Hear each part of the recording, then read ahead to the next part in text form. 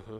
Yeah, that's a really interesting point that there could be instances where bad structure does not necessarily mean symptoms or illness. I met this guy a couple of weeks ago who knew about my YouTube channel.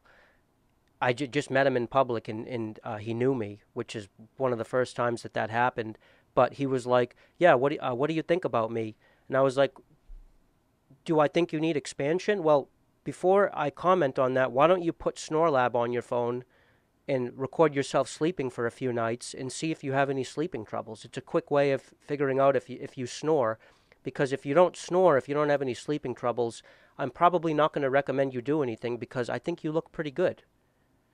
And he did, and he didn't snore at all, you know. And he was definitely didn't have ideal facial structure. He looked good enough. The whole package I thought was attractive enough for him to get through life. But objectively speaking, he had a pretty narrow maxilla, pretty recessed lower jaw, good style and all that, but just deficient structure. Didn't snore at all. Whereas me, people look at me and they say, "Ron, you're seeing a surgeon in a few months. I think that's crazy." And I say, "Well, I'm still snoring 20 to 25% of the night." Huh. So so and I am, and because I use SnoreLab, and for weeks in a row now I've used it, and I snore about 20 to 25% of the night. So yeah, you're right. People should not just rush in to get treated unless they have good reason to, and unless they've exhausted other options.